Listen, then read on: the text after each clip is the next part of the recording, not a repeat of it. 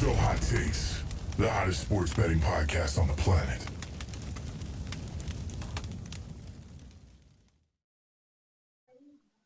I'm Sam, I'm Luke. And I'm Sean. and welcome back to Not So Hot Takes. Fellas, tis the season. To all of our listeners, Merry Christmas. If you don't celebrate Christmas, Happy Holidays and a Happy New Year. We want to get right into the picks. We're wishing everybody a happy and healthy holiday. But to start your feed, we're going to give you some wins and, unfortunately, some losses.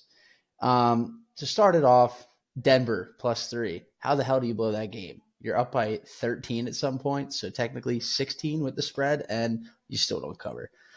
I'm sorry, Bo. I might have jinxed you. Baltimore -6.5. W. Not a doubt in my world at least. 34-17, 17 points. We take those. Detroit -6.5. It looked incredible at first, and then it was oh god, but then they pulled it out. We'll take the Lions on that. Rams -3, never a doubt in the world. Scary, like we said, when they get hot. Healthy team, they're pretty scary. I wouldn't want to see them. Philadelphia -3.5. Here are the losses, if you couldn't tell. This one hurt. They're winning. I mean, they're up 14 nothing, and then Jalen Hurts gets hurt. Kind of a dirty hit. I hope he gets fined for that. We'll talk about it. But loss. They actually lost that game outright to the Commanders. Oh, Bills, really? Bills -14. They almost lost. They were losing by 14. So I had the reverse spread. I should have taken New England first half -14. Who would have thought? Loss. Mortal Parlay, also a loss. I think the only one who got away unscathed was Sean, who pushed. Me and Luke both lost in that Tampa Bay game. We also had Tampa Bay -3.5 for a loss. So 3 and 5. Not the worst, not the best. We'll move on. Hopefully, Santa brings us a couple gifts this week in the picks. But I'll roll it over to Luke. Yeah, I went 5-4 this week. I had Ravens -6.5. Hit, wasn't much of too bad of a sweat there. Then I had Cleveland, Cincinnati under 46.5. That kind of went exactly how I guess me and Sean both had kind of talked about that. The Bengals were going to put up points. Whenever their first drive of the game, the Browns got the ball to like the 2-yard line after that run by Jerome Ford, and then DTR fumbled it on like the 3-inch line. I was like, if they're not going to score there, they're not going to score at all. So that kind of was pretty simple to kind of figure out. Then Panthers +5, leave the points at the door, overtime magic against the Cardinals. But I mean, my math was correct. I said Panthers as favorites equals not good. Panthers as favorite or as underdogs equals cover. So, take that what you will. I'm not a mathematician, but I like those stats. Then we got Rams -3. There was no business with that line being 3. Rams are a scary team. That's a team that I would not want to mess around with in the playoffs either. I've talked about kind of the Bucks, which I'm kind of teetering away from, but that's a dirty. I mean, they're 8-2 in their last 10. They had a bad skid with injuries, but they're a dangerous team. Bills Pats under 46.5. Same. I mean, that was also turned into kind of a sweat a little bit. The Pats decided to wake up and play. That was the Bills' letdown spot after that game versus the Lions, and they still won. So, but that was a good loss by the Pats. They wanted to lose that game and stay with the pick that they have, but yeah, it was a good loss to have on their record. Bucks -3.5. What the fuck? Like turnovers and is insane. The Cowboys are booty cheeks, and they're letting them mess around. I mean, they're not playing the Cowboys aren't playing bad ball, but at the same time, they've got Cooper Rush at quarterback. So, and then probably one of my worst plays, I would say, was my Saints +14.5. Just got dog Close. in Lambeau, dude. Close. Kendre Miller is terrible, and I Close mean, to scoring 8 point.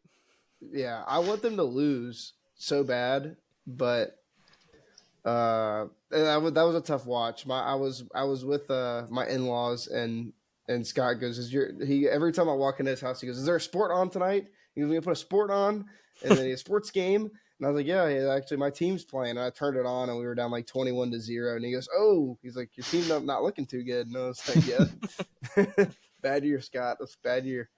And so then we had the mortal parlay, which I mean, obviously, we talked about. And then obviously, if the mortal parlay lost, that also means my mortal lock lost as well. But it is what it is. But 4-3, not 4-3. 5-4, not the worst, not the best, but it's a win. But yeah, well, I'll plow through mine. 2-5-1. Ugh. Yikes. Yeah. I'll start on Thursday. I had the under 42.5 in that Denver Chargers game. Never had a pulse. Kind of all there was to it. That game was wonky, very wonky, but not in the way that I needed it. We'll move on quick. Speaking of moving on quick, Bears plus 6.5. Jared Goff played pretty decent outside. I didn't know he was allowed to do that. That's kind of all there is to that. Stop it, Patrick. You're scaring him. Claustrophobic. Next, I had under 42.5 in the Tennessee-Indianapolis game. Indianapolis almost hit it by themselves in the first. Hell, Jonathan Taylor almost put this over by himself. Yeah, and it's 68. Not great. Next, I had the over 46.5 in Arizona versus Carolina. Yeah, this is pretty easy. I think it was at like 37 at the half. Two not great defenses, two interesting offenses we'll talk about later. But yeah, and then next under 47.5 in the Bengals game. Like me and Luke said, like everything Luke said, pretty much sums it up. If I'm gonna take a bet in the Bengals game, I'm gonna be really confident about it. That was kind of a no sweat. Next, I had the over 46 in the New England Buffalo game. So Luke got the better of me there. Drake May, I asked for 17 points out of Drake May. He gave me 21, and Josh Allen couldn't squeak out 30. So MVP my ass. Next up, Dallas under 22.5 team total. They hit the over in the first half and then scored 3 points in the second half. So that, not, I just don't like Dallas. That's kind of it. And then my mortal lock, we got to push. We didn't all lose our mortal locks. Minnesota -3. Sam Darnold, hell of a game, man. He was hooping. All right. Well, let's move on. Move into the Christmas week. Spending time with family, sweating football games they have no idea about. This is what the season means, fellas. You're talking to your nice laying under the tree, and you're like, "Shit, I got to pay for these somehow." And guess what? There's 2 games on Netflix on Christmas. Dude, if it's anything like the Jake Paul Mike Tyson fight, no one's gonna watch. We're gonna see a lot of ass cheeks if it's anything like that fight. Yeah, a lot of ass cheeks and buffering. They're gonna show Pickens getting changed in the locker room. Oh dear God! I gotta believe it won't be like that because I feel like more people are gonna tune in to watch Mike Tyson fight than more people are gonna tune into these Christmas Day games. I have to believe. You never know. I mean, I don't know if I believe that. Yeah, people are home with their families. It's the only thing to watch. You got some people don't like their in-laws. You know what I mean? So why not sweat a game when they already hate you? Why not put money on it? Hard-earned money. Speaking of hard-earned money, you know who's getting my hard-earned money this week? Oh, no.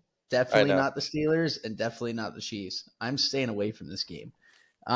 In Pittsburgh, kind of a weird slate here. I don't know. I like the under a lot. I really like the under, how the Chiefs just drag the ball across the field. I don't know. Boys, give me something. Give me a Christmas present because this game I really wanted to bet on, and I don't know. I have 2 things that I'm thinking on. One is Kansas City -2.5. I know Mike Tomlin's historic for being home underdog and his record as a home underdog, but at the same time, Kansas City has Hollywood Brown back. They have a little bit more weapons back. That's why I would be leaning also towards the over, is that Pickens is back, Hollywood Brown is back. It seems like a lot of the weapons are slated to play this week. I don't necessarily have a pick in this game, but if it gets to 3, I'm going to take Pittsburgh, but I don't know if it will or not. It may get 2 right before game time, but we'll see. Yeah, it's kind of the unstoppable force versus the immovable object. I mean, we know Mahomes with 3 or less spreads is like 25-8. Sam was talking about it so much earlier in the year about how he just covers the small spreads over and over and over again. But then obviously we know about Mike Tomlin as the small home dog is maybe even better than Mahomes. 6 or yeah, something. It's insane. I have 2 picks in this game. I took Pittsburgh. It's the Voodoo Magic versus Voodoo Magic. if I've ever seen it. It just feels like it's going to come down to a field goal at most. I mean, maybe someone backdoors. I don't know, but this feels like it's going to be a close game. Obviously, like Pittsburgh's probably the more motivated. I know Casey's playing for the 1 seed, but how much do they really care about the 1 seed? Like, I think Pittsburgh's probably more motivated to try to win their division, and it's at home. Um, so I guess I believe in the Tomlin voodoo magic of covering the spread more than I believe in Mahomes covering the spread. The Mahomes voodoo magic is they pull it out and win at the end. It's not necessarily covering the spread. So I'll take the Tomlin voodoo magic, and then I did take the over. Like Weaver was talking about, like you said, Pickens back, Hollywood Brown playing now. Also underrated, Chris Jones is questionable to play, which would be unbelievably huge. If he doesn't play, I'm going to feel very confident about both of these plays. If he does and he's banged up, I still feel pretty good. That's why I took him, obviously. But I took it at over 43.5. I don't know what it's at now. I think 44 flat. okay, yeah, that makes sense.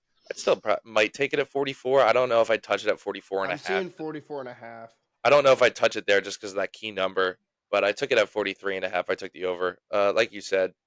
And then low key, we've been talking about the Chiefs' defense isn't incredible. They blitz, I think, at the third highest rate in the league, and Russell Wilson has been low key pretty good against the blitz this year, which is weird because you see him throw these like boneheaded picks like he did this week. But I think his passer rating against the blitz is like 113 or something like that. So he can handle the blitz. Obviously, he's the veteran guy, so he can handle the blitz. So give me the over, give me the Steelers +3, give me a close game, a little bit high scoring. It doesn't have to be crazy, but yeah, give me some Christmas points. All right, beautiful. Let's move into 4:30. This is the dinner game, right? Everyone's eating dinner around 3 o'clock, 4 o'clock. I don't hear a lot of people eat dinner at 5 o'clock on Christmas, but I'll tell you what I am doing. Texans +5.5. This is a huge game for the Texans. Baltimore just came out of a divisional game, stomped the Steelers. They're feeling good. They're riding high. The Texans have looked like a little bit of a better ball club. I know Tank is out, but I'm taking Texas +5.5. This is going to be a weird game. I would strap in. I think Texans go up 10-0 to start this game. I have 2 picks in this game. I have Baltimore -5.5. I think that Houston's just not a good team. Like, they're gonna make the playoffs, but everybody's gonna be pissed if they're in the playoffs because they're just not a good team. Like again, with Nico out, and there's just too many question marks around this team. And 5.5 is a good number for me to feel like taking a favorite rather than taking a underdog to cover a 5.5 points. So I kind of like the Ravens in this spot. Another thing I have here is a sneaky over. I think I got it at what is it currently at? It's at 46.5. That's when I got it at. Was at 46.5 earlier. I think the points are going to be here. It just depends on where it's going to come from. Is it going to come from the ground and they're going to try to get Henry going again this week and running it, or is CJ Stroud going to pull out, how we like to say, voodoo magic and try to find somebody downfield? And I know Joe Mixon is still is he out or is he question mark? I know He's playing. He played last week. Yeah. But I don't know. I feel like it's one of those sneaky overs where there's going to be a lot of where people are going to look at a little bit of a banged up Texans team and a Ravens team where we could see just a blowout. But I think there's going to be some over in this game. Yeah, Weaver, we've done this a lot the last couple of weeks. I have the under 47. I feel like you've gotten the better of me on a lot of these, which doesn't make me feel all that great right now. But yeah, I took the under. Joe Mixon hasn't been that great since he came back from that ankle injury, and like EPA per play, their rushing attack has been horrific in the last 4 weeks. I know Mixon, I don't think he played all 4 weeks, but it really hasn't been great. And the Ravens have a really good rush defense, and low key their passing defense has been pretty good the last 5 weeks. I know it's not amazing, and we know how bad it was at the start of the year. Like Sam would fade them every week, and it would pay off because they'd give up like 350 passing yards to everyone. But I think that losing Tank Dell hurts a lot. Prayers up to that guy. I think he tore like literally everything in his leg. Dude, his bone was sticking out of his knee.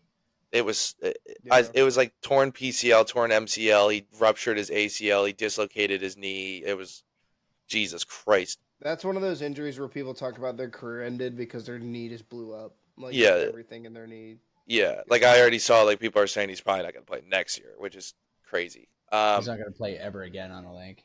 So it's tough. like when they already lost Diggs, now they lost Dell. They just signed Deontay Johnson we already saw how Deontay Johnson looks when you sign him off the street and he has to learn his playbook. He fights with their coach and then gets cut. So I don't know if I am all that confident in his ability to turn it around in 4 days, not even like 3 days. And then on the Ravens side, the Ravens are going to get theirs. I think the Ravens are going to win. I think this line opened at 3 and like skyrocketed to 5.5 like immediately. I would have liked the Ravens at 3, but at 5.5, it's just like a lot of points for a team that is on the road, like laying that much on the road against a team that's 9. I know I'm not a huge believer in Houston, but their defense is still really good. Don't get me wrong. And they have athletic pass rushers that I think you can't really stop Lamar, but you can contain him a little bit. They don't have to blitz to get pressure. I think give me the under, especially at 47, because you get all 3 of those key numbers in the 40s.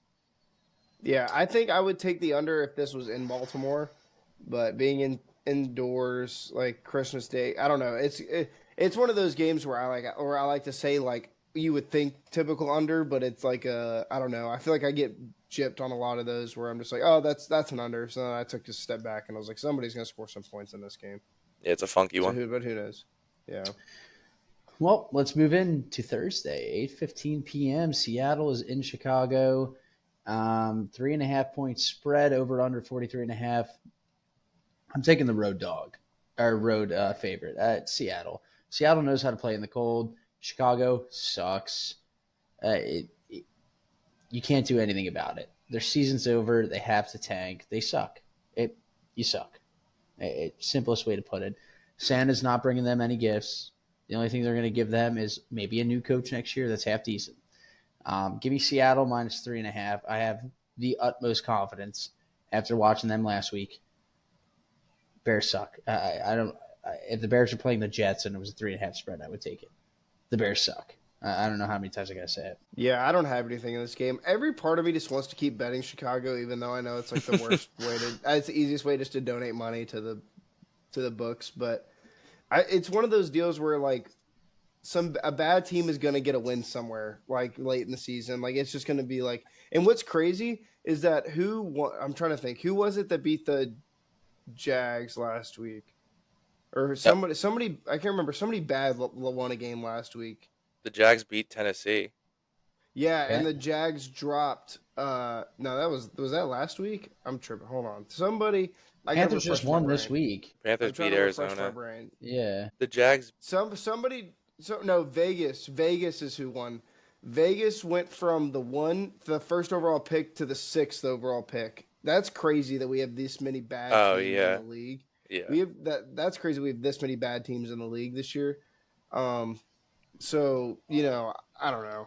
I think somebody's going to win some of these later games that aren't really, and I don't know if that's going to be Chicago. I don't know if that's going to be one of these other random really shit teams or what. But I want to bet Chicago, but because I can see it. I've seen it at 4 right now, but I don't know. I can't bring myself to do it. Yeah, we can just move on because Luke just said literally like the exact same thing that's going through my head. Honestly, like I want to hit the button so bad, and I have hit the button a lot.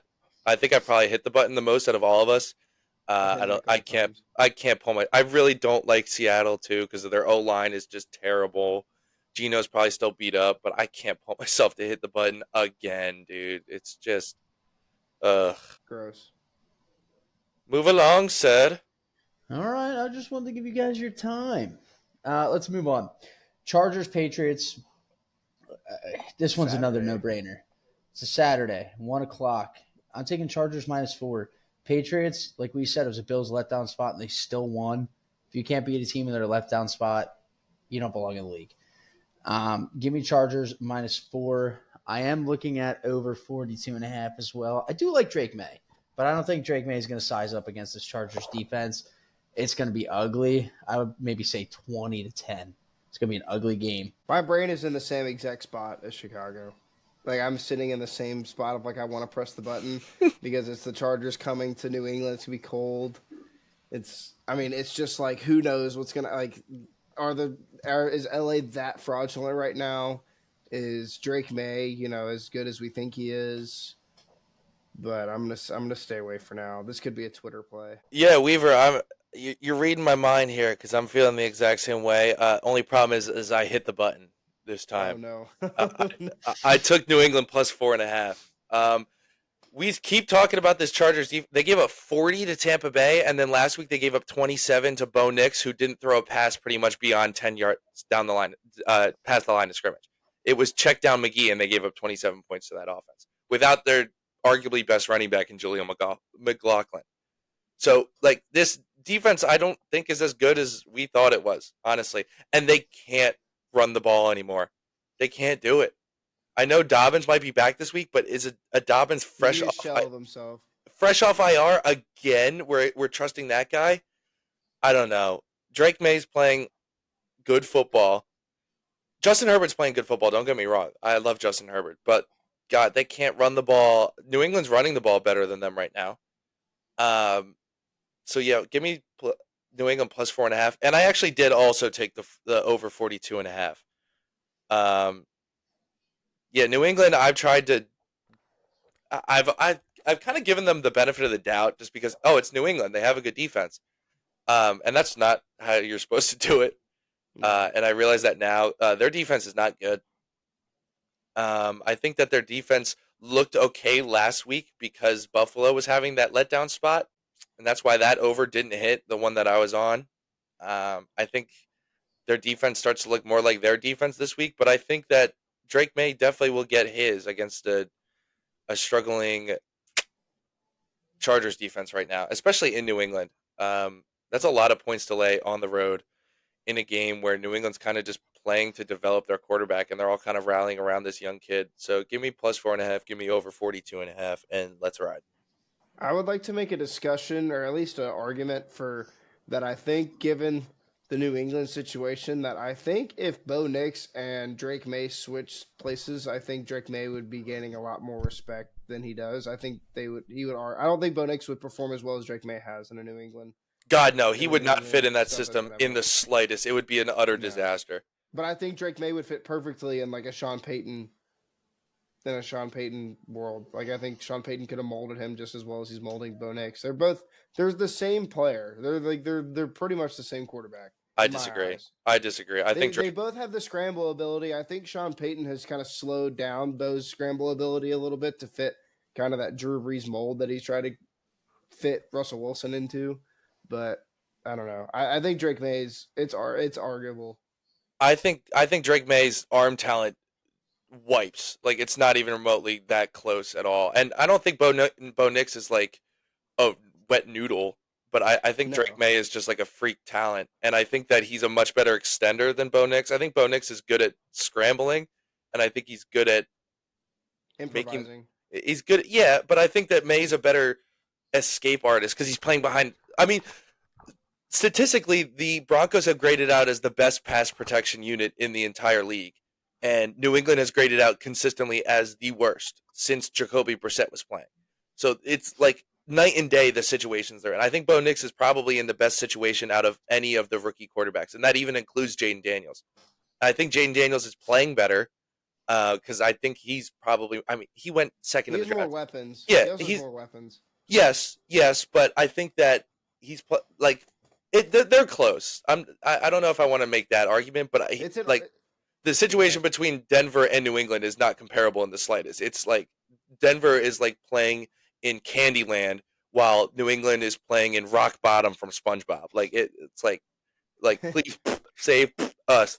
Like it's night and day. Yeah, I think Sean Payton's is going to give Bo Nix 10 yards of rope every season. Like he's only allowed to pass 10 yards this season. Next year, if he does 20. Well, it's like a puppy trying to leash train him. Like you can only go this far from me. But then next walk we go on, we'll get a little bit longer if you show me good things. So I think next year we might see a little bit more opportunity for Bo Nix to go deep. But I think Sean Payton is also kind of knowing hey, if I develop this guy for over time really well and not try to make him a top quarterback in the league his first year, then he can do something. Because Sean Payton is kind of the shitty as a person he is, even though he won a Super Bowl with the Saints. Like he can develop a quarterback. Fair enough. Well, hope you enjoyed. That's my Drake May rant. I love watching Drake May. Yeah, Drake May. Drake May's a freak, dude.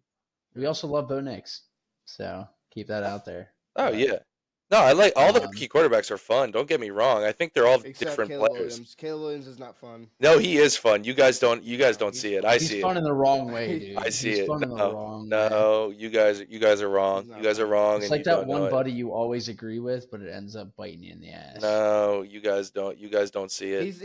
He's like the guy that you go out with on the weekend, and he has like the one weekend where it's like, okay, he got really drunk, but he won't get kicked out of the bar again this weekend. And then you take him back, and then he gets kicked out of the bar again For a different and then you reason. take it- for a different reason every time. And then he has the one good, like, okay, like he didn't, nothing bad happened this time. You take him out, then it's just a cycle. Like that's how I see it.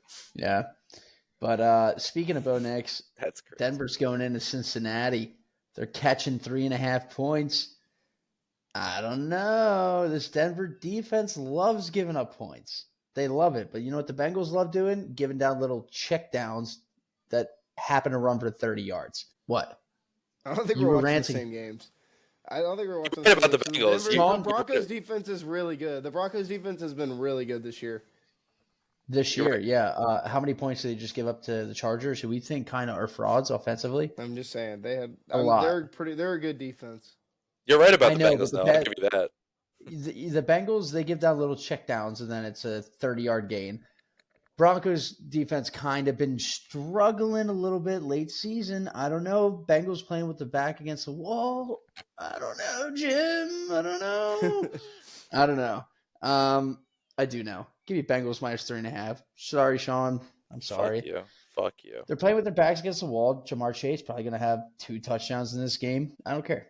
Give me the Bengals. Yeah, I took Bengals -3. It's a hungry dog runs faster game. It's also shout out Joe Burrow for not getting his players an ad-ridden Christmas gift. He got them samurai swords, and then you see like Brock Purdy got sponsored trucks to his players, and like everybody else is just giving out sponsored gifts. Yeah, Brock Purdy makes $900K a year. He's not buying everyone right. trucks. But I'm saying, dude, there's so many quarterbacks this year that I've just given out gifts that were like ads. Like they already had like whatever it's called with endorsements with them. But he got some samurai swords. I like the quote. He's like, yeah, well, they all wanted guns, but I don't really know about guns. So I said, what's the next coolest thing? He goes, yeah, and I thought samurai swords are pretty cool.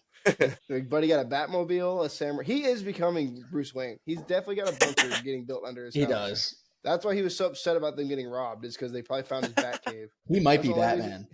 That's a new one. That's a new one. I haven't heard I that. think he's Batman. I think he's Batman for real. He literally bought a Batmobile. It's not street legal, but and I promise you, he got himself a katana sword that he's training in his basement with.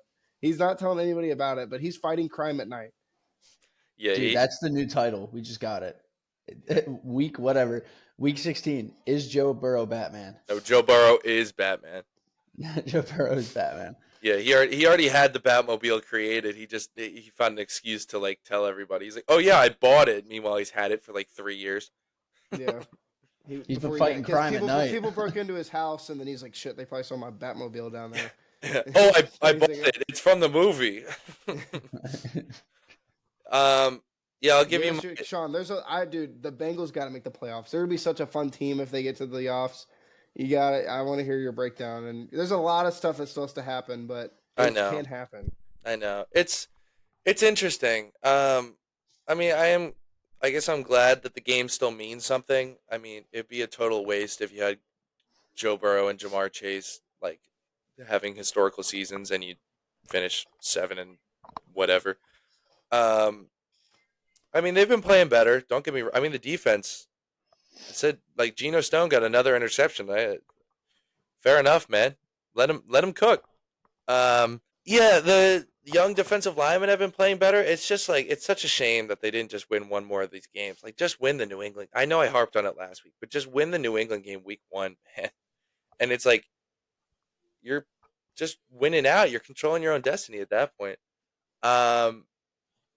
It's a very interesting matchup. I am very interested to see how this game goes because, I mean, Burrow's arguably been the best quarterback in the league against the blitz and against pressure, besides Lamar. But Lamar doesn't even really count because he just escapes and makes plays on the outside the pocket because he's just faster than the pass rushers. But yeah, like we know Denver loves to get after the passer, and Joe's been the best at handling that all year. I think it's going to come down to how effective Bo Nix is, really. Like we said, Bengals defense is prone to giving up those dump off passes that go for yards. But I don't know if McLaughlin's going to play again. And I don't know how great. I mean, the Steelers did it with Najee Harris all day, and he's not really the greatest pass catcher in the world. Um, yeah, I don't know. It's going to come down to the. Everyone wants to talk about the Bengals offense versus the Broncos defense. It's going to come down to the other side of the ball. Let's be honest here, because it's one wild card versus another wild card. I'd probably give the edge to the Broncos offense because they haven't been the worst in the league at any point in the year, and the Bengals defense has definitely been the worst in the league, but they're definitely playing a little better. I mean, we'll see. We'll see if they're able to get pressure. We'll see if they're able to slow down these dump offs.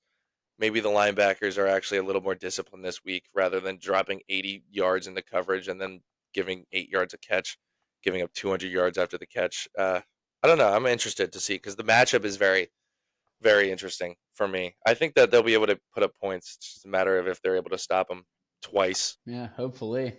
I guess we'll move on then. Saturday, 8 o'clock at night. Pretty late. I don't know.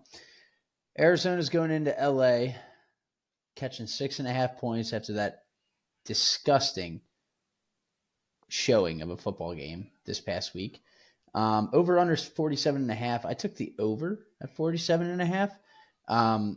Arizona will score points on this Rams secondary, but like we said, that LA Rams team, they're dangerous when they're healthy. They could easily put up 30 on Arizona here. Arizona just did not look like a good team, and they're on and off. They're just a tough team to bet on, which leads me to the over. They're always going to score points. They came back in that game. And LA's scary. LA's offense is rolling. I'm taking the over 47.5. I'm expecting some fireworks. Yeah, I took LA minus 5.5, but I would still take it at 6.5. I think. I know it's a division game and all, but I mean, this Cardinals team is so buns, dude. They're so buns. They're so bad, and are they officially eliminated yet? Yeah, they are. Have they been eliminated? Yeah, they're. I mean, but again, that's a spot where it's like, okay, LA. I mean, LA's fighting for something. I mean, they're gonna be in the playoffs, so they haven't clinched already. I haven't really. Feels like this week has been like a time warp because it's been Christmas. I feel like I haven't been on my phone like to see all the updates of who's been eliminated and who hasn't. Yeah. But yeah, I'm taking LA in this spot. Arizona's bad. Their season's over. LA is gonna. I mean, playing at home, it's tough to win on the road in this league. But I'm taking the Rams in this spot. I have a lean, and I also have my mortal in this game. So, do you guys want me to give you my lean now, or do you want me to give you my lean when I give you the mortal at the end? Give me your lean. Give us your lean now. Yeah, give the lean now. My lean is Arizona. I'm waiting. If it gets to 7, I'm gonna pounce on it. But I think I might take Arizona plus 6.5 here. I know they're eliminated, but a lot of times you see teams like it's almost like getting the monkey off your back, but like not in a good way. It's almost like the monkey on your back killed you and you got reincarnated. So now you get to just play with like no repercussions because you're already eliminated. I think they're gonna play looser. Kyler, trust me, he's on my dynasty team. It's a roller coaster every week, man. It really is. He hasn't handled the pressure well, and I know LA gets after the quarterback a little bit. But like I said, I think it'll be a little looser. I don't want to get too into it because some of it does go into my other pick. But like I said, it's also sometimes it's as simple as this is a really big spread for a divisional game. Like if you can give me a touchdown, I'm gonna take it. 6.5, I even might take it too. But yeah, I know. I think this game's in LA, correct? It is. Yeah, it's Correct. weird.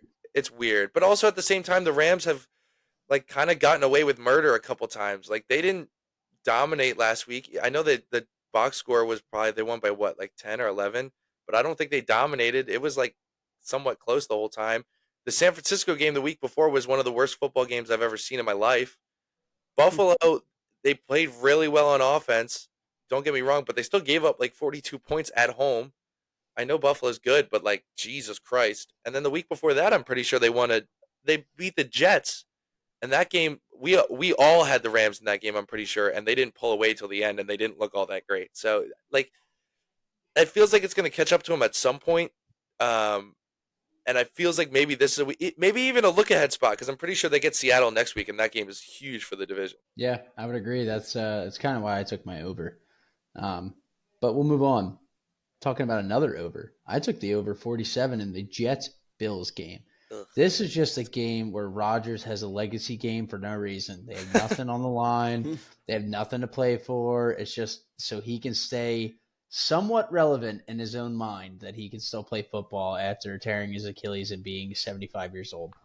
I was looking at 9.5. I don't trust it, but I do really like over 47. Excuse me. The Bills are always going to score points. Jets defense has been utter letdown this entire year. And like I said, Rodgers is just going to play his ass off for no reason in this game. Take the over 47. Yeah, I don't have anything in this game. I like where your head's at with the Rodgers legacy game because I don't think the Jets are going to re-sign him, and I think he's still going to be looking for a team to hopefully cut him a check for next year. But who knows? I mean, 10 points is a lot for a divisional game, no matter how bad the Jets are. But I don't know. I will say, I mean, I did put a future on the Bills to win the Super Bowl at plus 500, but that was right before they played the Lions. So I'm hoping. Now I'm a big Bills fan for the rest of the season. Bills Mafia, yeah, not rooting for the Saints anymore. Dude, no. I mean, that's the next game up on our list. So Okay, we'll get to it. Yeah. This game grosses me out a lot. It's giving me similar vibes to last week, the Bills Patriots game, but the letdown spot is kind of gone. But it's almost like a look ahead spot now. 10 is 10, 9.5, whatever it is a lot of points. If anything, I would lean the over. What's the weather? I mean, let's check the weather. It's not going to be first, too cold. I think it was like 38. No snow. Trust me, I already checked. Did you? Because I feel like that's a factor in every single game now. Yeah. Forward, that it's like anytime I'm going to bet a total on a Buffalo game that's at home. I don't. It's Yeah. supposed to be raining at night. Well, I guess this is a noon game, so it won't be raining during the game. But yeah, it's going to be 50 degrees. Yeah. So I do like the over. I might take it. We'll see. But this game, like, I want to say. No, I don't even want to say anything. All right, well, let's move on. We're going to have to hold the horses on that Saints game because I had the Dallas Cowboys coming into the link scheduled up next. I guess what they say is true. Don't bet on your own team or you'll be upset because I was upset this week. I hate the NFL. They posted on Twitter defying all odds. What odds? Our starting quarterback got hurt in the first quarter with a concussion. Oh, 3 of our superstars dropped a pass when they never dropped passes all year. Defying what odds? You beat Kenny Pickett. You Philly fans are so annoying, bro. Like let them have their rookie quarterback threw for 5 touchdowns and threw a touch. Who cares, man? They're not saying. They didn't say. They're just happy they won the game, man. Oh my god, man! No so I should be happy if I. No matter who's at quarterback too, if you lose a game when you're winning the turnover battle 5-1, there's problems elsewhere. It's Kenny Pickett, dude. Dude, like, who cares, man? Just let them have their moment. Play bad, bro. I don't want to hear it, bro. This is my moment, okay? We let the talk about the Saints. If this is your moment, then what's not your moment? This is my moment, dude. I rarely talk about. Oh, your moment. Oh, okay. I thought you were saying it was the Eagles' moment. I'm like, this is not the Eagles' moment. No, it's not. Maybe this is the game that the Eagles needed to lose to like. They had to. I said that. I was happy they lost. I was upset that I lost my bet, but like, I was saying like that's not the worst thing, okay?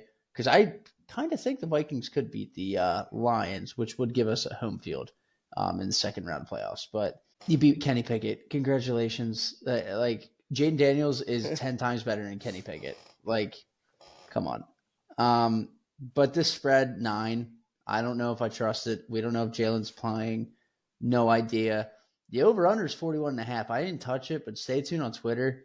I might take the over because this, again, is a game where the Cowboys – I saw a picture. Somebody said that the Cowboys, when they have nothing on the line, it's just a picture of LeBron in the Heat jersey in the finals. Like, They have nothing to.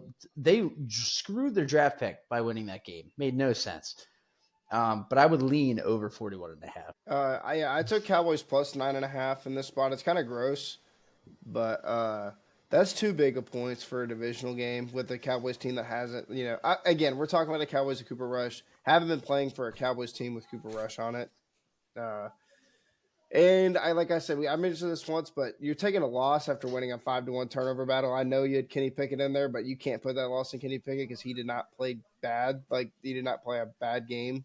Yeah, and I mean, if Hurts is out, which I don't know if he will be or not, like I feel like the NFL concussion protocol is so wishy-washy. Like, you had Josh Allen earlier in the season who literally got knocked out cold and went back into the game, and then you had Hurts in here got taken out for the game. And also, NFL is kind of soft for kicking C.J. Gardner-Johnson out for saying words. I feel like that's kind of insane. Just a Thank little you. bit. Well, it's because it was his second penalty. It wasn't a straight ejection. But he got punched in the face for calling him a bitch, and then they ejected him and gave him a flag. But the other guy should have got a flag too, probably. Should have got a flag. If he doesn't get fined this week, we have a problem. Like, that's a problem. He punched him in the face. He probably will, but you won't see it really anywhere. But yeah, I'm gonna take Cowboys plus 9.5. Too many points. I know it's on the road and it's in Philly. Philly's a tough place to play, but I don't know. I'm not too sold on, especially if Hurts is out. But if Hurts is in, it could get dicey. But either way, that's too many points for a division game. Honestly, these lines make me think that Hurts is not going to play because it feels like 41 to like 40.5 is not where it would be if Hurts was going to play. If Hurts was going to play, I feel like if Hurts was going to play though, we'd see like a 7.5. Why not a 9? Not close to 10. They should bench him. Like, they should just put him in for a half and then bench him against the Giants too. I honestly wait. Why? What? You're still fighting for seeding in the spot because you have Minnesota who controls their own destiny. It's a concussion. If he's cleared to play, why wouldn't he play? I would play him against the Cowboys. If they go up big in the first half, I would bench him the second half. Oh, well, yeah. No. It's like it's playoffs. You got to think about playoffs, and I'm fine with not playing him against the Giants. I think Kenny Pickett could beat the Giants. We'll see. I'm not touching this game. Hurts question marks. It's Dallas, Philly, but it's in Philly. A lot of question marks. Biggest question is, can Devontae Smith catch the football? Oh, who knows? He looks like Dotson out there, bro.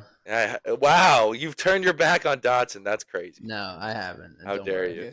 How dare you? No, but like you said, Kenny Pickett didn't play terrible. He played all right, but like when you need a quarterback in those situations, besides the Devontae Smith drop, like if he catches that ball, game's over. But like Kenny Pickett had 4 3-and-outs in crucial parts of the game. He had 2. I will say your special teams did not do you guys any favors. Every return was past the 50 almost. Bad. Does Jake Elliott get cut in the offseason? 100%. He made a 50-yarder though. Yeah, his first one of the year. Now, 1 for 8. Anything over 50 and anything over 45 right now. He's like, I believe 5 for 11, 5 for 12. He's awful. I don't know if it's that good. No, whatever. I mean, I'm fine. I'm fine with losing that game. It's a good wake-up call. But let's move in. Indianapolis is at New York. They're at MetLife, okay? I will not be going to this game. Don't give a shit about MetLife during the Christmas week.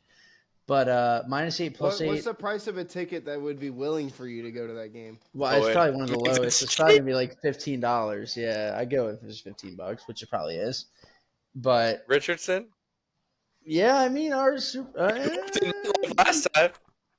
Could be QB Since the we year have a ton of finalist. games on Saturday, do we want to take a pause and go ahead and play our favorite game now, or do we want to wait till the 1 o'clock slate? Let's wait till the 1 o'clock slate's done. Okay, all right. I'm not touching this game. I don't want to. I really do think the Colts will beat the hell out of them, but obviously that line is inflated at least 3 points just because of their last win. Luke. Yeah, I don't have anything in this game either, but I'm interested to hear Hawk because he most definitely is a pick in this game with his favorite player in the country on this. Pouring honey on you, game. Goat. I'm not pouring any honey on him right now, man. Give him a honey pack. I might need a honey pack just to get through this game, man. No, I don't have a pick. What do you mean by that? No, I have a honey pack. I wouldn't be able to have anything. We don't have anything. We can move on. Yeah, well, I say 8's a lot of points, but that's all I'll say. Yeah, but it's go Giants. High key. The Bengals need him. Go Giants. Yeah. Let's go into another ugly game. Plus 7.5, minus 7.5. It's Panthers Buccaneers. This game seems like a big trap because the Panthers are playing good football, and they took the Buccaneers to overtime last time. If you don't forget, you know what I mean. A little bit of overtime action. 7.5 in overtime covers 100% of the time. Over under, it's what 48.5. I'm not touching this. This game is the biggest trap game of the week. Biggest trap game of the week. I have my lock in this game, so. Oh God. no! How? I know how. Yeah, well, I I have a because guess. of the comment he made earlier in the podcast, and that makes me icky. That makes me, We'll wait that and makes me see. feel icky Vicky. I'm not touching this game. I might look at the under if it keeps moving up, just because I took the over last time and it hit only because it went to overtime. Tampa Bay off It does seem like a lot of points. That does seem like a lot of points. a lot of points, divisional game, second time seeing a team. Tampa Bay off a terrible loss. Carolina off a big win. Carolina off a huge win. Tampa Bay off a terrible loss, and the line's 8. Damn. We'll see. We'll see. We'll see. Well, here's a game that nobody will see because nobody will be watching it. Las Vegas Raiders are in New Orleans. Saints are catching 1.5 points at home. This is my ugliest pick of the week. Oh no! I have the over 37.5. I just think this is it's late in the season, two shitter teams. They don't give a shit what happens. This ball's going to be zooming down the field. I took the over 37.5. Zooming? Yeah, zooming, bro. Ooh! It's the Saints. It's the Saints. What else do I have to say? God. This game is the ugliest game of the week, but I took over 37.5. I'm expecting a little bit of points. God. We do this every time, Sam. We take the same pick and Hawk doesn't touch it and we lose. Or he fades us because I also took the over 37.5. This is the worst. I've bet this game, I bet this number probably 4 times this year, and I think I'm 3-1 in this total because it's like, dude, you need no points to hit 38. You need no points to score to hit a 38 total. And I'm like, dude, it's New Orleans don't have to sit in a freezer during practice anymore. And it's like, dude, the Raiders coming off a win. Like, Santa's going to be good to us this year. That, dude. I don't know. It's like these holiday weekends, the Saints always do something goofy. And I don't know what it is, but I want us to lose so bad. This line opened with Saints as 3.5 point favorites, and then they lost 30. They lost by 31 or 34-0, whatever the final score was, to the Packers, and then Las Vegas jumped to 1 point favorite. So I don't really. I mean, I hope we lose. Obviously, I want us to just jump down and pick. So we obviously don't need a quarterback, but a really good offensive lineman or something would be great. But we'll see. Wide receivers don't get hurt. That'd also be nice. Or Sean, sorry, he took the under. This fucking guy. I got the under 38.5. This is good, Luke. This is good. That's it's good. Not, Sam. We This is always good. lose this. Every single time we bet the same bet, he bets the other one. We fucking lose every time. Yo, I got milk and damn it, cookies Sam. out for Santa right now, bro. Sam. We're good. Really good Sam. for We're feeding cool. both of you, but if You I can't only even feed put one of cookies you, out it's for Santa. bad. You guys already opened up your presents. You guys already did presents. There's no Santa. Santa came early, man. Oh my god. We're Italian. I was watching What the does that chat, mean? and he wasn't there. What does that Yo, mean? That I love you the guys are tweets. Italian. What? What does that mean that you guys are? Does Santa just come to the Italians' house on Christmas the night. 23rd? Yeah, they come while we're at church at 8:00 at night. He comes while we're at church. He starts early. Is that So Italian or what do you Spadea? guys do on Christmas Day? Do you wake up and just no gifts on Christmas Day? Dude, we wake up at noon, and then I go pick up my grandma. This Shout is out Patricia. This is insanity. What is Lit. insanity? What is insanity about it? Dude, You're doing mad you Christmas took the on same Christmas Eve pick. is insanity. Over 37.5. Shut up, Weaver. Well, I let me get into it a little bit. Go ahead. I got the under 38.5. Faded both the fellas. I got a pretty good record doing that. I feel like I'm bad when I fade one of you, but if I fade both of you, I feel like I have a pretty good record this year. Yeah, because Luke just jinxes it. This dude. is the worst. This is the worst ever. This is the worst. This is This the started worst. at the beginning. This is started at the beginning of the year as Sam and Sean both every time looking at each other when I'd bet. Now it's the other way around. Now it's like this. Every time fucking Sam takes me, I'm pissed. Every time. Sam does all this research. He looks up. Oh, dude, I found the formula. I was looking on. I found the formula. I did have the formula this week. I got hoed. And yeah, it's every time. I either got hoed or this didn't happen or like whatever. All right. Ma. None of us are over 50%. So If shut up, Sean. Shut up. Oh, nice. All right, come on. Is that all you got? Just a good one. You're just gonna berate me and Luke about the over? God, I just want him to berate you because I was. Dude, the Saints. What do you mean you? The Saints suck. It's your team. Spencer Rattler is really, really bad. Really, really bad. This is the worst. Kamara, if he plays, he's going to be banged up. He's the only thing going for that offense in the slightest. The Raiders are off a win. That was like their Super Bowl, and everyone's like, you guys are idiots for winning. So now they're probably going to try to lose. The only Juwan Johnson doesn't look bad. On that note, let's move on. All right. Titans, Jaguars. Tennessee is in Jacksonville. It's our last 1 o'clock slate. Those are. Yeah, what do we do here? What do we do? I was enticed to take the over 39.5 just because the Jags, for some reason, decide to score points in games. Tennessee's a little bit sneaky. Jacksonville still has one of the worst secondaries in the league. Tennessee sucks on offense, so I don't know. Dude, we talk about it all the time. The movable force versus the movable object. Like, what do we bet on here? Do we leave it alone? I leave it alone. I left it alone. No. I tell you what's bet on, which might be scary because I got it when Tennessee was plus 1.5. And so now they're -1. So now they're plus 1 still. They're moving. I'm just looking at -1. I'm looking at right -1. now. It's funky. Yeah. It's funky. Wow. I'm looking at -1. Tennessee -1. I know Tennessee is 2 and whatever against the spread this year, but. Dude, so one of them's got to pop. It's gonna happen. Jacksonville already beat them once. I don't see them getting swept by the Jags. They can't get swept by the Jags this year. And also, are they still starting Mason Rudolph because he's also buns? But I just. What do you want from him? I'm like, dude, something that tells me they can't get beat by Jacksonville twice, dude. They can't let Jacksonville beat them twice. So yeah, I got Tennessee +1. Dude, you're in like the evil version of that Eric Andre FanDuel commercial. Like it's a hunch, but it's like the most ugly hunches you've ever seen. This is my ugliest pick of the week for sure. I mean, there's a lot of ugly picks this week. I'm also leaning the over in this game, Sam.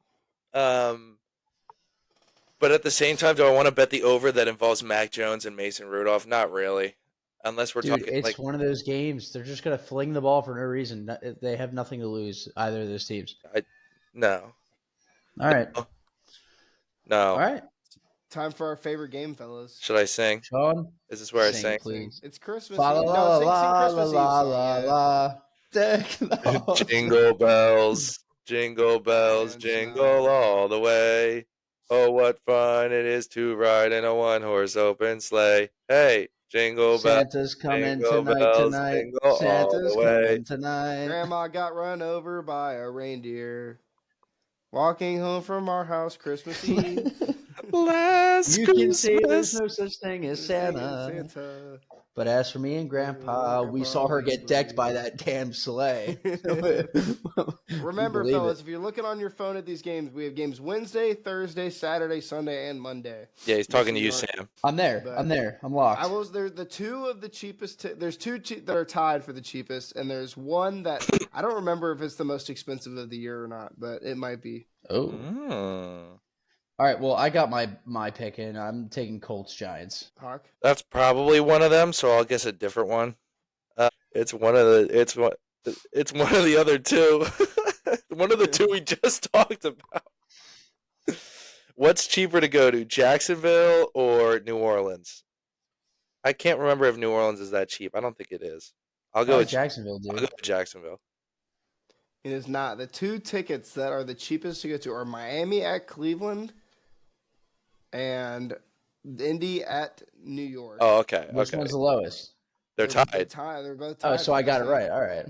$10 to go to both of these games. Oh no. You with $75 parking. Hell no. That's $85. That's for Jets games. We don't know about the Giants. It's probably more. The You walk in mafia's for running that parking $10. You lot. walk in for $10 and pour your honey on him. Anthony Richardson for $10. Yeah, but I have to root against him. I can't do it. Most expensive.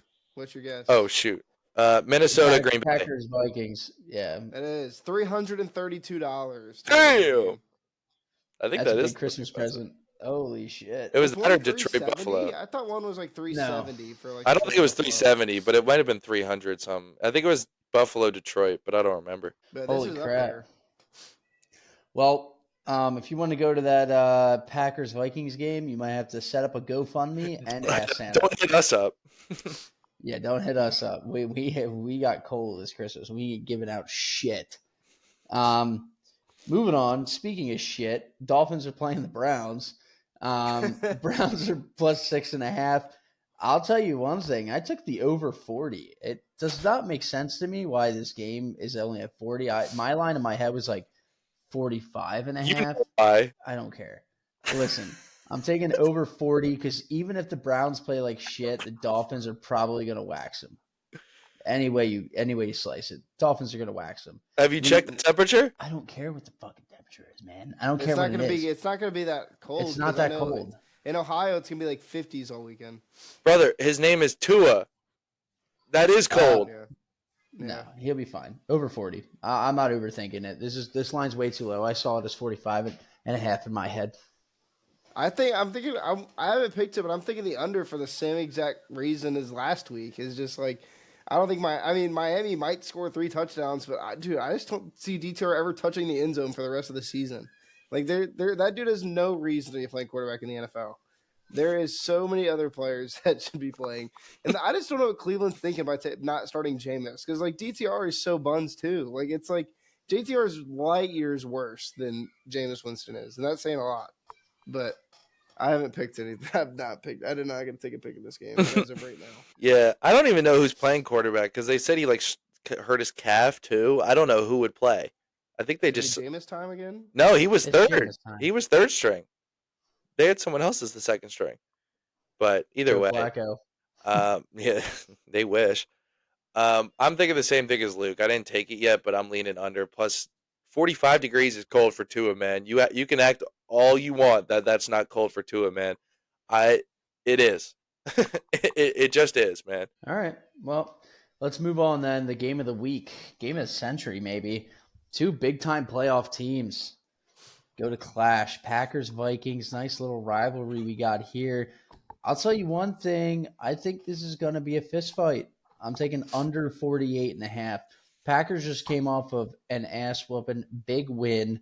Vikings have been scoring a lot of points too. Both these defenses are incredible. I think it's going to be a fist fight on the ground. I think you're going to see small dump-offs. You're going to see slants in order to get first downs, but they're both going to want to control the clock. This is what both these teams do. The Vikings, a lot of their opponents they play, they hold the ball for 7 more minutes on average than the other team. I think we're going to see a fist fight. I'm taking under 48.5. I'm not overthinking it. I have a pick, and I took Green Bay plus 1.5 because I think if there's going to be a game that's going to catch Minnesota slipping, it's going to be this one. They're the real deal regardless. Like Minnesota is the real deal. They're a good ball club. But I think if there's going to be a game where they slip up towards like right at this spot, they control their own destiny. So they have them in the lines left, and it's going to be interesting to see how that goes. But I like the under, not for any running reasons. It feels like an under game to me. But Minnesota wins by throwing that ball in the air. They get the ball to Jordan Addison, and they get that ball to Jay Jettas. Josh Jacobs is having a really good year. It's just going to be depending on how much they can limit Jay Jettas getting open. He's been heating up a little bit more recently. Kind of been able to get open a little bit better. And then Jordan Addison, I mean, it's like, I know Justin Jefferson's way better than Jordan Addison is, but it's kind of like pick your poison. Like you either lock up Jay Jettas and you leave Addison open, who's going to tear you up, or you lock up Addison and Jay Jettas is going to tear you up. So I don't know, but I think Green Bay's got a good ball. It's just going to depend if Love can keep away from the turnovers, which so far he has been. So in the last 5 weeks. But if he keeps the ball in his hands and is limiting the turnovers, and I think Green Bay can come away with this one. This game has gone. It's done like loop-de-loops in my head. I think tricks on it. Yeah, it really is, man, and not in a good way, unfortunately. I feel like Green Bay has the rushing advantage in this game, and I think it's pretty substantial, to be honest. I don't think Minnesota, like Aaron Jones is a good player, don't get me wrong, but I don't think that they've been that effective running the ball, at least not as much as I thought they were, especially with like the underlying metrics. But at the same time, they blitz a ton, and Jordan Love against the blitz this year hasn't been all that great. I think he was like 28th in QB rating against the blitz. Um, so not that effective, and that's kind of what has forced him into these turnovers. I know he's protected the ball well the last few weeks, but they haven't really played a murderer's row of teams. I mean, the last two teams they played was the Saints, 34-0. He didn't have to do anything, and then the week before was Seattle, and Sam Howell came in the second or third quarter. So they're not.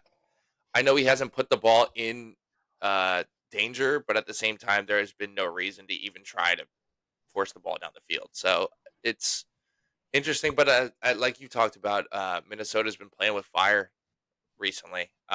They're very talented. Their defense is incredible, but these games are closer than they probably should be. Even last week, that was my favorite pick of the week, and it pushed because Sam Darnold made one of the best plays of his career at the end of the game on that touchdown throw to Jefferson, which was insane. I mean, Sam Darnold's playing at a high level, but I mean, they're what 13-2 now, and they've had a bunch of close games in a row. It feels like at some point it's probably going to slip up, and if not, it's probably going to happen in the playoffs. So it does kind of feel like a Green Bay spot, but I don't know if I trust Jordan Love against the blitz, especially in Minnesota, right?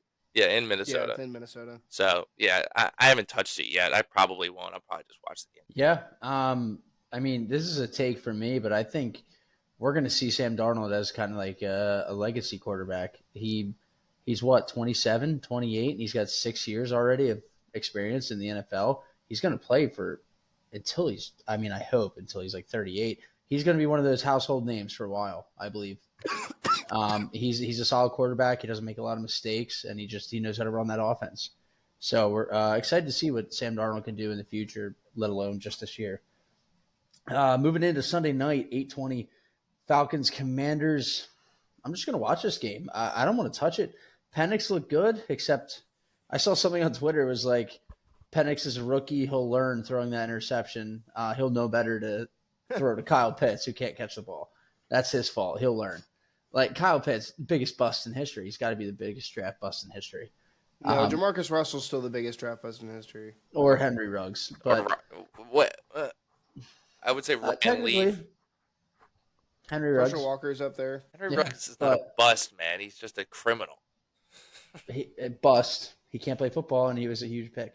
But anyways, I'm watching this game. I'm excited to watch Penix.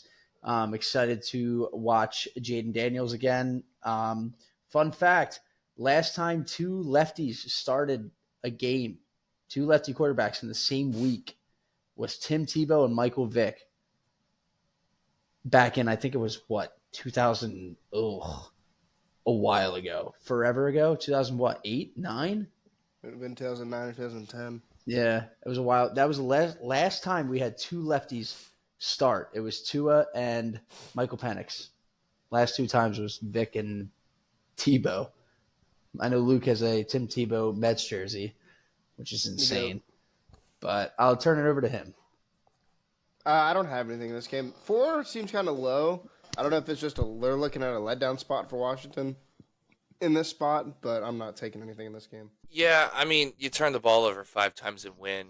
It's kind of hard to understand how you're going to bounce back from that. When's the last time Sunday Night Football was in Washington? Now that I'm thinking about that, it's kind of crazy to think about. Probably when they were the Redskins. Yeah, but doesn't everybody have a Sunday night and a don't they have a primetime game every year? Doesn't everybody play in Monday, Sunday, and Thursday night every year? I don't think so. Maybe I'm just tripping. And if they did, I don't think it was in Washington. That's more so what I was thinking. Yeah. But yeah, I'm not touching this game. Am I leaning something? No. Yeah, no. It's fun. Fun game. Michael Penix looked really good. He looked like a rookie at some points, but they were effective. They beat the brakes off the Giants. They didn't have to do too much. I think that this is a fun game with two defenses that aren't all that effective. So I think that we'll be able to see both these guys air it out a little bit. Yeah, love it. Let's move into the last game, Monday night. Waiting all day for not Sunday night, but Monday night.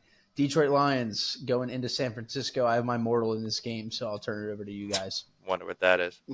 I mean, I you took can take a Detroit minus guess. 3 and God, Sam. I took Detroit minus 3.5. Do you hear me rubbing my hands together, chat? This is the worst. I took Detroit We're minus cooking. 3.5. I know that Detroit is banged up real bad. It's really bad, and it could come back to haunt them. This feels kind of like a spot where San Francisco's their season's from hell, and it's all over for them. Could fuck around and mess some things up for Detroit, but I mean, 3.5 for Detroit. With the normal circumstances, healthy team.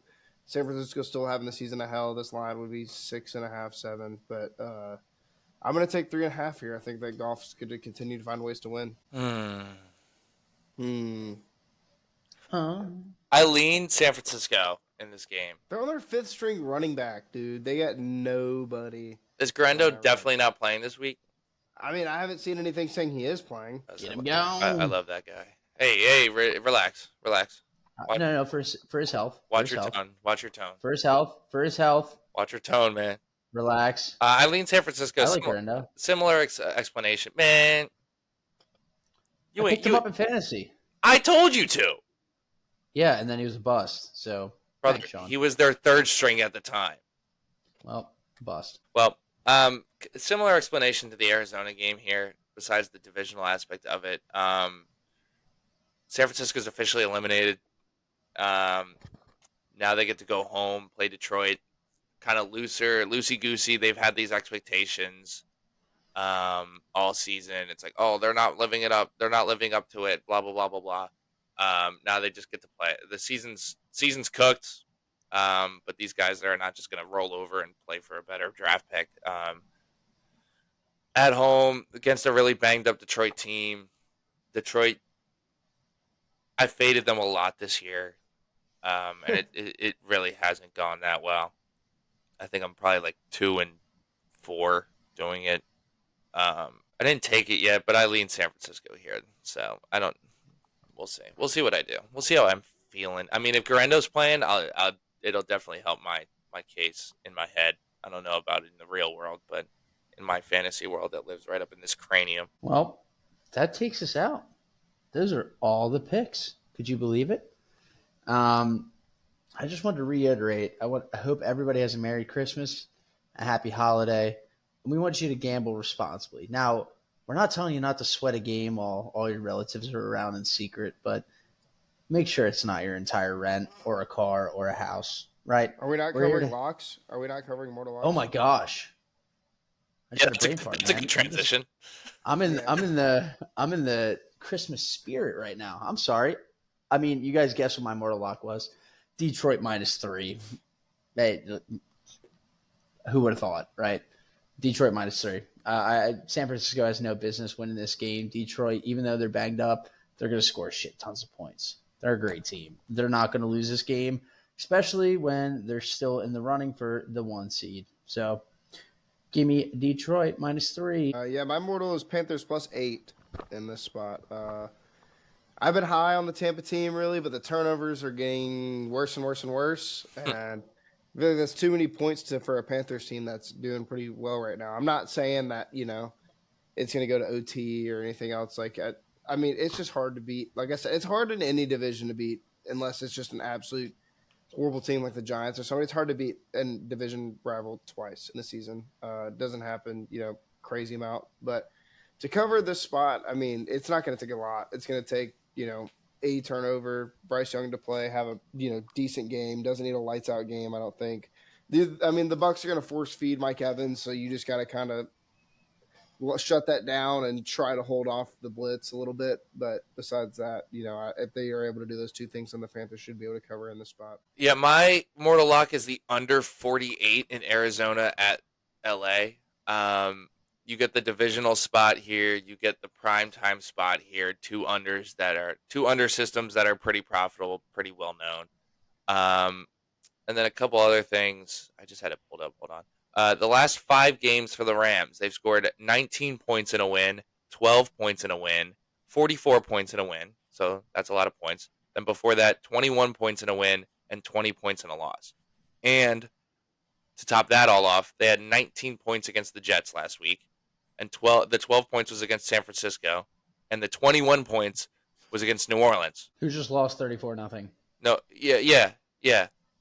So That team. this is not all that impressive. Last time they played was week 2, I think, and Arizona beat them 41-10. A lot of people don't remember that. A lot of people forget that game. Cooper Kupp played in that game. I know Puka was hurt and didn't play, but Cooper Kupp played in that game. They lost by 31 on the road. That was that Marvin Harrison crazy game where everyone thought he was going to turn into the superstar wide receiver, and he's been good this year, don't get me wrong, but I don't know if he's blossomed into like the generational wide receiver talent yet that we were all kind of expecting. And that's not to say he can't, but I think seeing a team the second time, like we said, Kyler's not playing all that good of football. LA, it's been iffy. I think plus you get the short rest, divisional primetime game. I think LA's going to lean on the run game a lot, and they might have. They're probably going to find some success there, but I don't know if they're not a team that's breaking off giant runs. I think their big success is just like Puka Jets. Whoa, sorry. I guess I really wanted to talk It's about the Puka Wizard of Jet sweeps Oz, there. man. Yeah, my fault. That's the Christmas spirit in me coming out. The Puka Jet sweeps have been really effective, but they're like 10-yard gains. Kyren Williams. I called him the most overrated player in football earlier this year. I don't think he's really done a lot to combat that. They're just well coached and well designed plays that don't. He's not popping 50-yard touchdowns, is what I'm trying to say. So I think this game stays under 48, which is like a really high number. Love it. Well, now I'll give you my little Christmas rant. Hope everybody has a happy, safe, and healthy holiday. Gamble responsibly, please, please. Right? We don't want to go crazy here. Luke, give them all the handles. Yep. Follow us on Twitter, Not So Hot Takes 2 underscores, and subscribe to the YouTube Not So Hot Takes 2 S's. Put out a lot of stuff for you guys this season. You know, we're going to try to carry it in this season. I've mentioned a couple times, but we will, we're going to devise some plans for the off season as it is slowly approaching, sadly. Try to keep you guys entertained, maybe cover some basketball here and there, bring out some guests on to talk some ball, even if it's just our buddies to bring on and talk their fandom, talk their teams. But yeah, we hope everybody has a great holiday, whether or not, you celebrate some particular holidays or not. We hope everybody has a great time off school if you're in school. And sadly, most of us will be returning to work the day after Christmas, but not this guy. I'm going to be playing golf on Thursday. So It's not gonna be Sean, cool. anything for the listeners? no, it's supposed to be 55 on Thursday. Damn. Yes, sir. Yeah. Everybody have a happy and safe holiday. Enjoy your time with your family, no matter what holiday you're celebrating. Even if you are a teacher at a Jewish preschool in Chicago, you can still enjoy your holiday as well. Even though you work at a Jewish preschool and you're not Jewish. Not yet, apparently. Who knows? Not yet. Not yet. Oh, boy. Who knows? Oh, my God. But yeah, enjoy your holiday. Enjoy the games. Got a good slate of games this week. A couple not so great ones that we talked about for less time. No college football episode this week because all the games are not till next week. So we're going to have a bigger episode next week because we're going to have some time to plan. They let me cook for a whole week on trivia. So I got to come big. That's all I'll say. Enjoy your holiday. Enjoy your family. Enjoy the food. Enjoy your presents. And enjoy the football. Enjoy the football. Stay tuned on Twitter. We might have some holiday parlays for you. Merry Christmas, everybody. Merry Christmas.